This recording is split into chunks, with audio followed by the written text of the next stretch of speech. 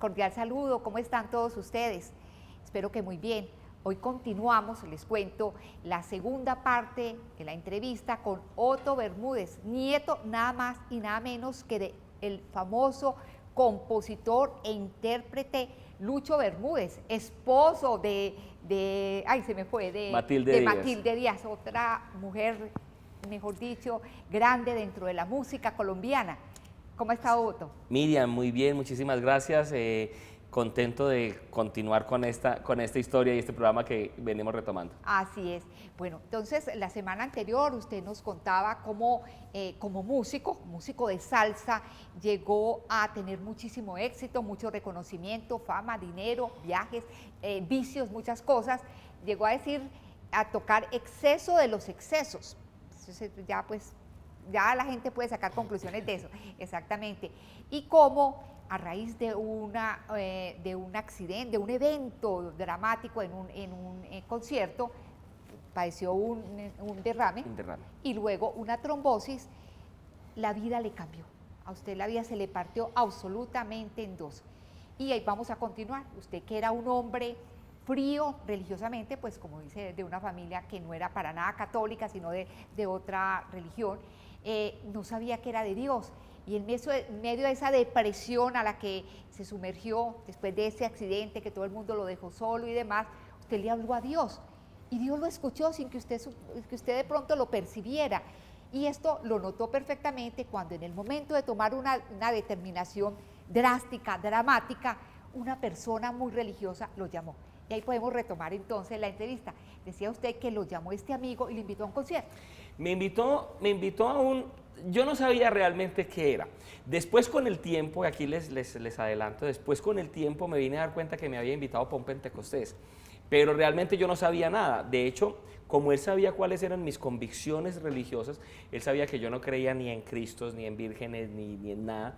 No me quiso decir para dónde iba, pero me dijo, ve que de pronto te puede ayudar ese evento que hay allá en la Plaza de Toros. Cuando yo llego a la Plaza de Toros, Miriam, yo llego como normalmente nosotros llegamos a una iglesia o a los pies de Dios o a orar, y es más por desespero que por fe. Esa es la realidad. Yo llegué a la Plaza de Toros, llegué completamente desesperado, ya no encontraba salida, creo que llegué porque ya era la última opción que iba a tomar en mi vida para hacer algo.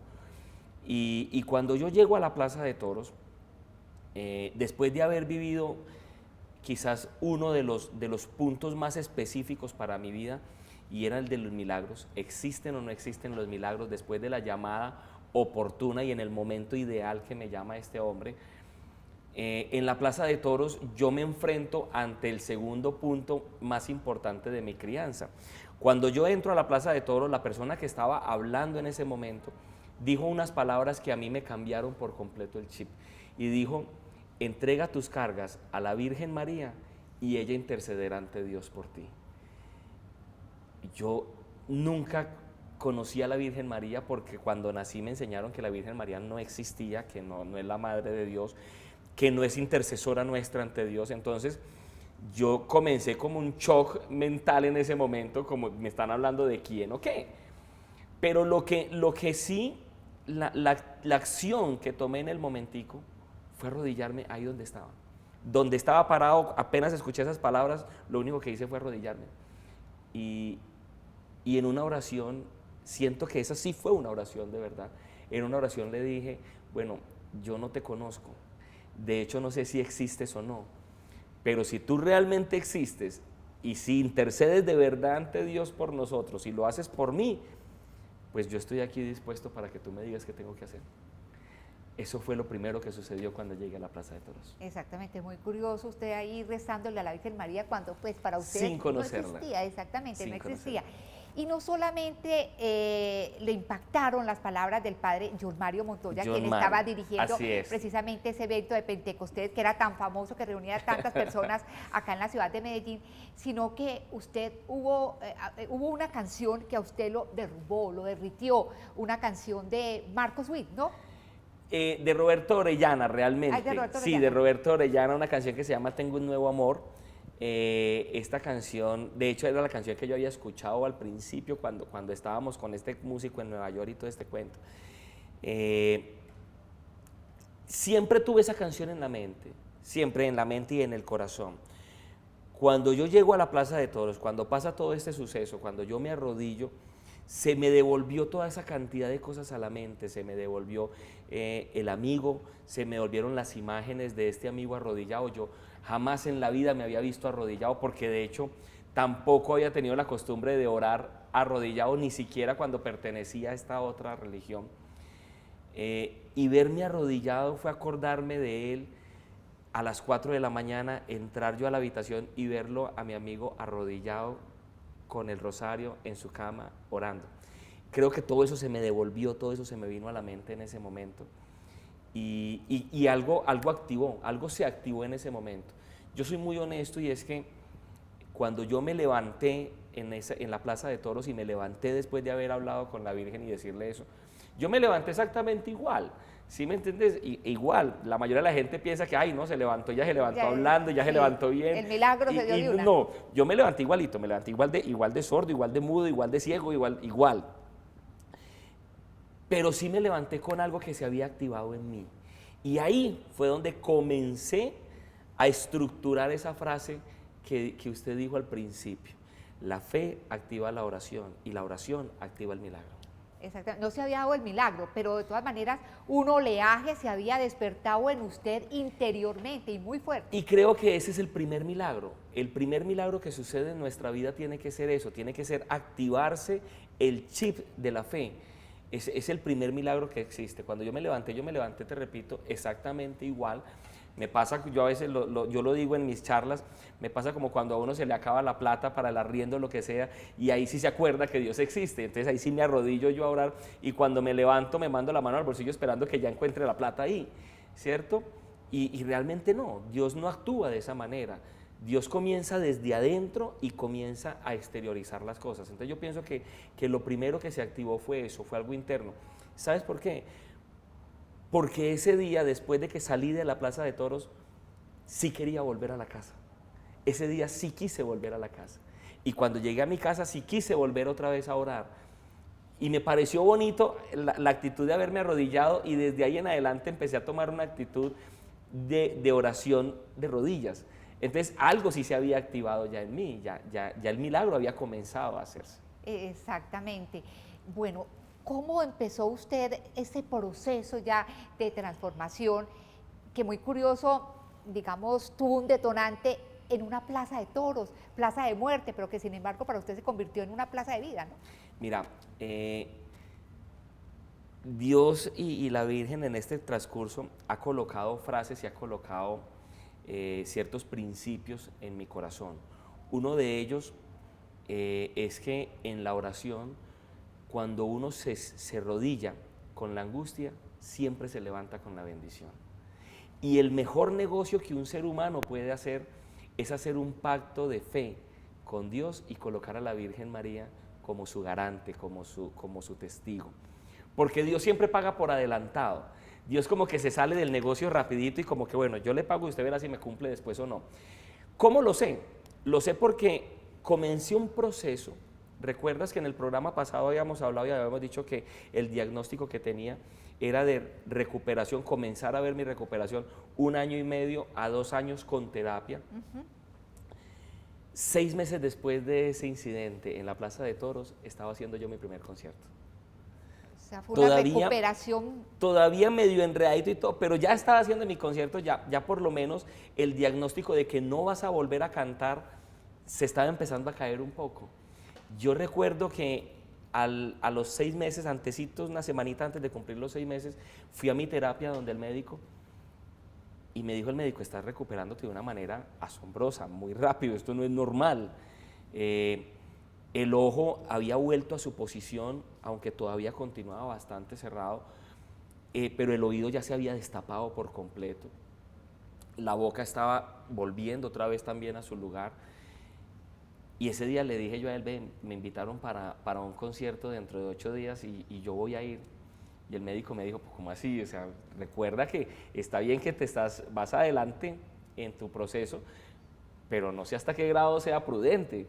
Y le dije yo, no hermano, para allá me voy porque creo que tengo una promesa en mi corazón Y era sentir que ya, te repito, había activado ese chip de la fe. Y a los 8 días me fui para el concierto y allá lo hice, lo saqué adelante pues y fue muy bonito porque adicional a eso, la fe con las obras se activa muchísimo más. Entonces, tras de que me dijeron que no iba a volver a cantar, puedo ir a hacer un concierto, más o menos a medias, pero lo hago, pues activé muchísimo más las ganas, activé muchísimo más la fe y arranqué para arriba. Y bueno, aquí estamos. Y es curioso que en ese coliseo, sí, exactamente, en esa plaza de toros, perdón, son una canción, la que le decía ahora de Marco Witt, Renuévame, Renuévame. porque usted empezó un proceso de renovación interior, el Señor también empezó a trabajar, el Espíritu Santo empezó a trabajar de usted de una manera acelerada. ¿Cómo empezó usted a batallar contra todos esos espíritus inmundos que lo tenían atenazado en vicios, en cosas que no deberían ser? ¿Cómo fue esa lucha espiritual para zafarse de todo esto? Renuévame fue la canción, fue la última canción con la que se despidió el Ministerio de Alabanza ese día en la Plaza de Toros. Esa sí es de Marcos Witt, ¿cierto? Esa es de Marcos Witt, sí.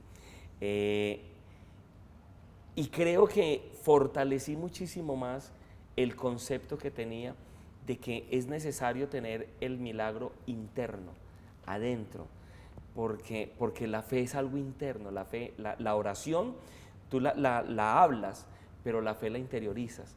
Entonces, con esa canción comencé a interiorizar la fe y entendí que realmente lo que estaba sucediendo no era que Dios me hubiera castigado por nada, no era que una maldición que hubiese tenido, no, simple y sencillamente era el resultado de todo lo que internamente yo había asumido y necesitaba comenzar a limpiarme por dentro. Eso era lo primero que necesitaba decirle a Dios, necesito que me renueves porque realmente no quiero ser igual, ya no quiero seguir igual.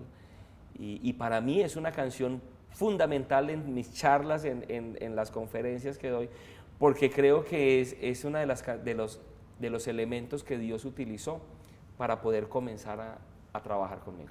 Usted ya estaba sensible espiritualmente, pero faltaba una estocada, como se dice, y esa estocada llegó justo con el movimiento de Emaús. ¿Cómo fue eso? Bueno, mira, cuando yo estaba en mi recuperación, vivía por los lados de Laureles en Medellín, y había una señora en el segundo piso que nos encontrábamos mucho cuando ella salía a tomar el sol y yo salía a desayunar, y bueno, nos veíamos mucho ahí. Y ella me veía como en esa pelea, en esa depresión, que a veces me daba una depresión, en el proceso también es lógico que uno se deprima. Y ella me decía, Otto, yo le voy a dar una dirección de un lugar para que usted vaya.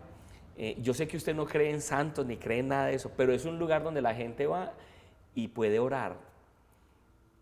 Y me dio la dirección y yo fui a ese lugar y efectivamente no había nada. Era un cuartico, normal, un cuartico, con 4 o 6 sillas normales y las paredes eran blancas, no había nada en las paredes, había una cosita bonita al frente, pero de resto las paredes eran blancas, pero sí había algo muy especial en ese lugar y era una paz y una tranquilidad, muy especial, muy bonita la tranquilidad. Fue tanta la tranquilidad que vi ese día ya que comencé a ir a ese lugar todos los días sagradamente iba a ese lugar, por 3 meses estuve yendo todos los días. Domingos, festivos, pero todos los días tenía que ir a ese lugar a tener algo de paz. Cuando a mí me llama, cuando me hacen la invitación, y la invitación me la hace precisamente el maestro Diego Galé, fue quien me presentó al Ministerio Católico de Emaús, y me invitan a un retiro espiritual. Yo llego al retiro, y la primera noche que yo llego al retiro, me encuentro con la sorpresa más grande de toda mi vida, y creo que fue lo que definitivamente me hacía falta para que cambiara todo el sentido de mi vida. Ese día yo entré a una capillita que había en el lugar donde fuimos al retiro y sobre el altar estaba la única cosita bonita que había en ese lugar, en esa pared. Y fue el día que conocí lo que era el Santísimo. Fue el día que me di cuenta que era el Santísimo y fue cuando entendí que durante 3 meses todos los días lo que había tenido era tener una cita con el Santísimo todos los días y yo no me había dado cuenta. ¿Qué tanto cambió su vida ya a partir de todo esto, Otto? Total, absolutamente. Empezó a tener sentido cada cosa que iba sucediendo. Alguien me dijo en alguna ocasión unas palabras que son muy, muy ciertas y es que en los procesos de Dios todos los eslabones encajan de manera perfecta. Entonces comencé a encajar cada cosa. Empecé a sentir ahí sí las verdaderas bendiciones que Dios había dado en mi vida, cuando ya me había regresado el habla, cuando estaba en proceso de volver otra vez a cantar, me dio una familia a la que hoy en día amo profundamente, que es mi esposa, mis hijos, me devolvió el amor de una hija que así, que se creció y no me di cuenta en qué momento. Antes de mi hija viajar al exterior, recibí de ella el primer te amo que en muchísimos años no había escuchado. Una familia, la familia de mi esposa, y más aún, comencé a tener sin darme cuenta una excelente relación con mis papás. Comenzaron ellos a ver el cambio que había pasado en mi vida y comenzamos a empezar a tumbar todas esas murallas de la religión que hay y comenzamos a vernos más como familia. De ahí en adelante comenzó el proceso espiritual hasta llegar a donde estoy en este momentico. Comencé a darme cuenta que, bueno, en un pacto que fue lo que yo hice con Dios a través de la Virgen María, tiene que haber confianza y tiene que haber seguridad de parte y parte. Ya Dios había dado su parte, ahora me tocaba a mí dar la mía. Y entonces, bueno, en ese momento, ya terminando en mi proceso, en el retiro, ya regreso yo con la idea, bueno, ya ahora quiero entrar a la iglesia de Dios, ahora quiero empezar a mirar, a ver, bueno, ¿qué me corresponde a mí ya de la parte del pacto? Ya Dios hizo lo de él, ahora me toca a mí. Y comencé un proceso de estudio, comencé un proceso de trabajo, comencé un proceso, mi catequesis para poder tomar mis sacramentos y poder pertenecer oficialmente a la iglesia de Dios, la iglesia católica. Y comencé también junto con eso y junto con mi esposa a trabajar en un proyecto musical que era lo que yo quería hacer. Yo le había dicho a Dios a través de la Virgen, si ustedes hacen el proceso conmigo, si yo recibo sanación, entonces yo voy a dedicar mi vida a servirle a ustedes. esa fue parte del cambio. Eso fue parte, cambió claro. el rumbo y la dirección de su música. Por completo. Usted ahora es compositor e intérprete de temas religiosos, ¿no? Soy compositor e intérprete de música espiritual en este momento, sí. ¿Y cómo le ha ido? ¿Cómo ha sido el éxito o la acogida que ha tenido esta música suya?